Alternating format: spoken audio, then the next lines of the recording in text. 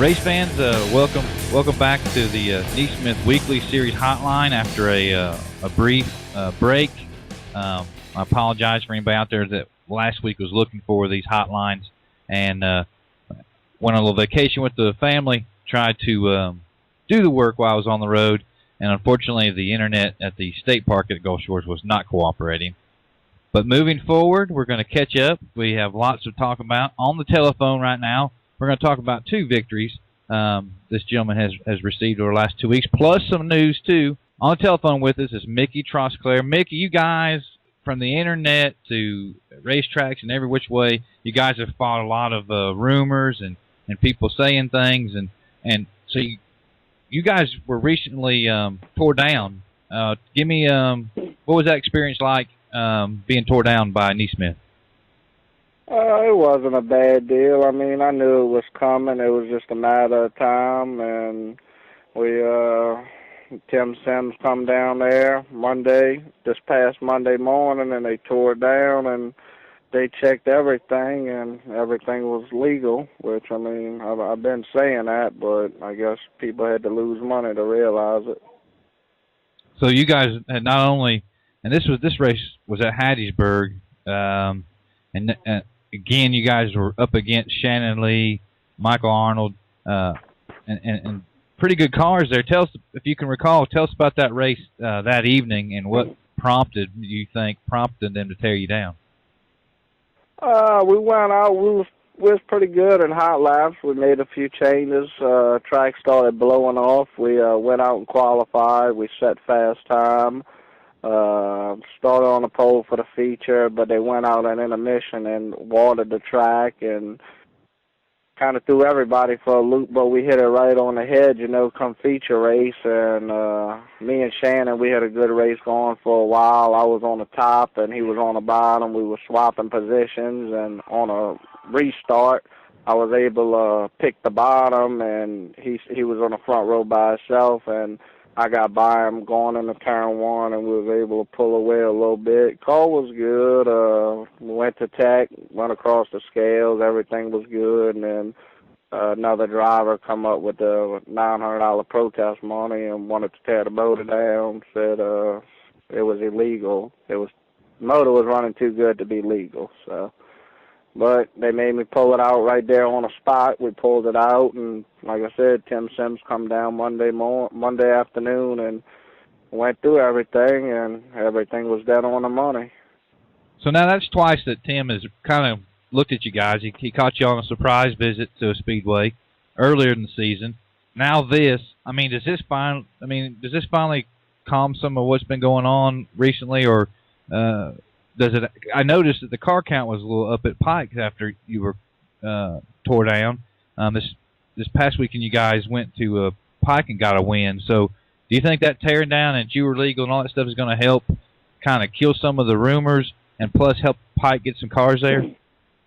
I hope so. I mean, you still got some knuckleheads complaining about you cheating and you swap motors and this and that. I mean, we get our motors, we stick them straight out the crate into the car. I mean, I said it a while back. It's not about motor. Yeah, there is guys out there cheating, but I guess they cheating in the wrong area.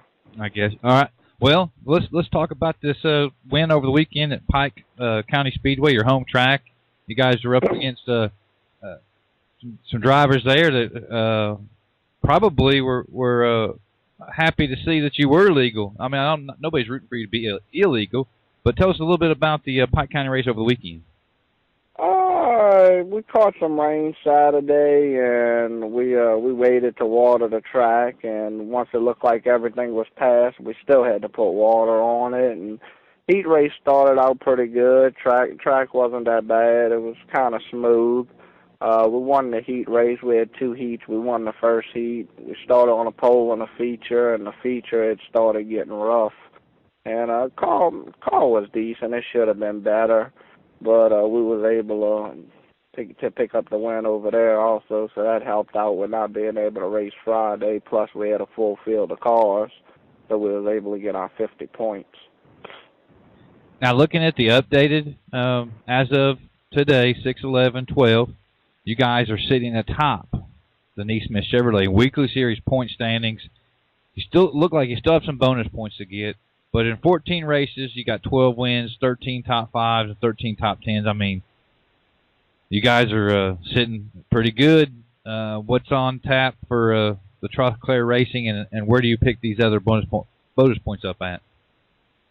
We just gonna keep hitting Hattiesburg on Friday night, and if that goes well, we'll just go to Pike on Saturday, and if it don't go so well, we'll hit the road and go somewhere else on Saturday. We got Pike figured out. We got a pretty good setup for over there, and every time we went to Hattiesburg, we've qualified in the front and had a good car. I mean, we had some issues for the national race, which kind of kicking myself in the butt for it, but I mean, it is what it is.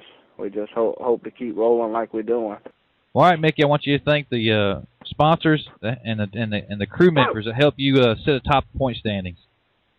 All right, I'd like to thank J. Dunn and Sandblasting and Painting, Griffin Fence, A Touch of Blush Photography, Anita Smoking Steak Burgers, Team Zero by Bloomquist, just everybody that helps, my crew guys, my dad, Jeff, Dustin, Blake, Jeffrey. I mean, we just got a bunch of people that's been helping. I appreciate everything they do for us. NeSmith for putting on a good series, and most of all, Tim Sims for coming down and checking the motor. But I mean, it needed to be done.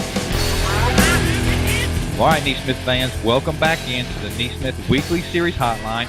As I said, we're playing catch-up from last week. I was out on vacation with family, so we're looking back to May 28th at Clay Hill Motorsports Park. Ricky Wagner on the telephone. Big victory. Mr. Wagner, first of all, welcome to the Weekly Series Hotline. Tell us a little bit about yourself and about your racing program. Well, name's Ricky Wagner. I run a tailor-made race car built out of Kansas. Had the car now for about a year. Been racing total for about 25 years, 10 years in an open-wheel modified. I was in a super prior to that, and when the opportunity to go crate racing presented itself, we went crate racing and started running a NeSmith sanctioned event last year for the first time, and was really intrigued with it, and was really pleased whenever my home track at Atwood, Tennessee went NeSmith sanctioned this year. So what's your impression of NeSmith then? Now, I mean, you were intrigued with it. Now that you've done it for a while, I mean, what's it do for the Weekly Series guys to run for points, and what's it do for your program? Well, I'll probably give you a different opinion here. I'm right at the edge of NeSmith sanction, and between it and UMP, and they say never tear down somebody to build somebody up, but having run UMP and run NeSmith now, I'm very pleased with the tech that NeSmith provides, because trust me, if you're sitting where I'm at and you go to a UMP show, there's absolutely no tech, and I'm very pleased to unload at a racetrack and know that unless somebody's smarter than I am, I'm unloading with a motor that's capable of winning the show. So I do appreciate that. And the other thing I'll comment on, I've had the opportunity to run a couple of touring events this year, and man, that is the Lucas Oil of crate racing right there. that you got to be on your game against that group of guys. And it's interesting that you bring up both those topics, and we'll get to your victory here in just a second. But we kind of talked with Jeremy Shaw a minute ago about tech issues, and his confidence was high when he shows up to a racetrack that it's going to be policed. We just had a driver that the Mickey Trotclair, his engine got tore down, and there was a lot of hubbub about him prior to this teardown. He was deemed legal. Of course, the touring series, you said you took part in it. We used the tire sniffer. It just makes me. I've talked to this guy here in Mississippi, and I talked to you up your way, and it just makes me feel good to be associated with an organization whose tech policies are what they are, and the drivers have confidence in it, because there's, like you said, there's not a lot of people out there that are willing to do the teching, and I guess do it the right way. And for a crate series to be successful, it's imperative that tech goes on the engines and on the cars themselves. And I can go to another series or an outlaw track, and I've done it since I've been in a crate. And I've only been back in a crate for 2 years, and just leave the track that night and just feel like, well, you know, if it was legal, I'd feel differently about it. Now, when I go, and I've been to some races this year, some touring series events, quite frankly, I went to one the night before I won. I come home with my tail between my legs, you know. I had to study on the race car the next day to unload what I unloaded at Atwood, but I wasn't worried about the engine beating me. It wasn't the engine. They took that out of the equation. I knew I need to go home and work on my setup, and I did. That's right. So then, with moving forward now, you guys, Clay Hill, you get a big, in my opinion, a huge win. Just looking at the field of cars that were there, you had to go up against Chase Washington. Tate Davenport's been driving a lot of shows with us. Ashley Newman, Chris Reagan, Ronnie Cooper there finished 7th, and you sit top of all that. So evidently you found something. Well, you know, I was in Columbus, Mississippi on that Sunday night prior to Memorial Day when we won at Atwood on Memorial Day. Actually had to make a bonsai move on the last lap of the B main in order to make it into the show. And we've come from, forgive me if I missed this, but like 22nd to 11th. But quite frankly, I was stewing when I got out of the car. The car just wasn't right. And it's a 4.5-hour drive home. And I got home at 5 o'clock in the morning that night, and I'd stewed all the way home about what we needed to do. We unloaded the car that Monday afternoon at Atwood and jacked it up in there and went to changing the car.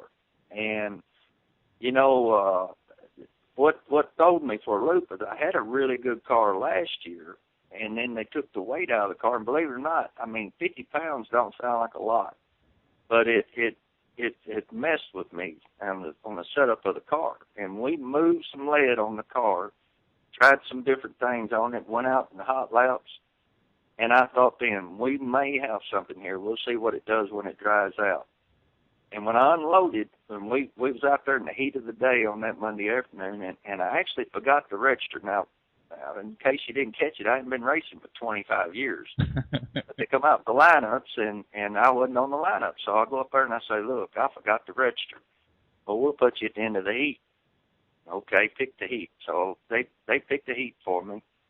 And we went out and run the heat, and I don't even remember where I finished. I finished 3rd in the heat, come from the tail to 3rd. And I thought then, well, we've got a pretty good car here. Now, if we can just catch a break in the main, we'll be all right. So we made a few adjustments on it for the track drying out because the sprint cars was there at night. The track was getting really black and slick.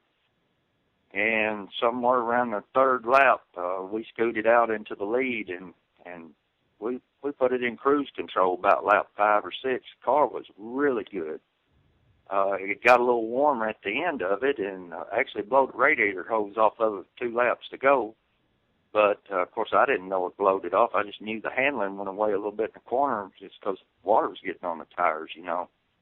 And but we finished, and it had pegged the needle on the temperature, so we won. I guess that's the main thing. That's right. Kept it together. Now, we was up there. I absolutely love the facility at Clay Hill, and of course I'm a video guy, so the new scoring tower, awesome to shoot video from.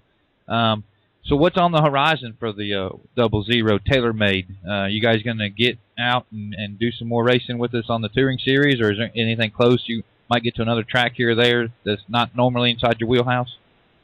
You know, I sat down back in February and I kind of looked at some NeSmith Touring Series events, some PCRA touring events, what made the most sense for us as far as finances go. You know, you got a good point about Atwood. Atwood is an excellent facility, one of the better facilities that you'll go to. And it's right in my back door, and it actually pays a good wage, a good prize every week. It's one of the higher paying racetracks around just for a regular show. When we set out the schedule at the beginning of the year, I actually have the summer months are pretty free. I had a pretty busy spring. I got a pretty busy fall if everything goes well. Of course, that's subject to change, with one wreck. But we have it on our agenda to do some more of the bigger paying shows toward the end of the year in your September, October, November. But during the summer, I'm going to stay pretty close to home here and just run some of the local shows. Talking about Atwood, you're right about one thing. When you have to go to Atwood and you have to run against a Ronnie Cooper or a Chris Reagan, Tate Davenport, and people in NeSmith land may not know Tate Davenport, but Tate Davenport, he's tough now. He's as tough as they come. Chase Washington's chasing points. For him to come all the way up here and Chase finished right on my tail that night. I'm glad we didn't have to go very many more laps because he was coming. And Ashley Newman, I don't have to say anything about Ashley. Ashley's reputation precedes him. He's as tough as they come too. That's a regular Saturday night show at Atwood. It reminds me a lot of, if you look at the Mississippi guys and the lineups that they have to face. I mean, you can almost argue that you have a touring show every week at Clay Hill with the talent that's in your guys' pool there. So, congratulations on that huge win. And if it's any consolation, the touring guys got their butts handed to them down over in East Tennessee at Boyd's and at over there at 411. You seen the local guys won them shows a week ago. When I tell you right now, I'm very impressed with the touring guys, and if they got their butts handed to them, I think it tells me I probably need to stay away from 411. Well, them guys, they're tough. Now they're tough. They are real tough. I mean, it don't get any easier from here for any of them because with the bonus points and how all that stuff works. I mean, it's just going to be a melee, especially in the weekly series, I think, as everybody starts getting them points filled out. And, well, Mr. Wagner, before we let you go, I want you to thank some of the sponsors that help you guys keep that 00 on the racetrack, and also some of the guys that help you at the shop. I couldn't be where I'm at today were it not for Kent Taylor and Taylor Made Performance out of Kansas. Awesome race car, awesome tech. I just can't say enough about Kent and his program. And, of course, we got Ninja Technologies, got La Cabana Restaurant, Martin, Tennessee, Wiles Drive Shafts out of Paris, Kelly's Engine Service out of Union City, which is a NeSmith certified engine rebuilder. And I probably, I want to spend a minute talking about my crew, if you can. Rusty Holloman is closest thing I have to a crew chief. Lord, he puts as many hours in a week, if not more than what I do. And Donnie Boucher and Jacob Fuller. And I appreciate them guys. I couldn't do it without them.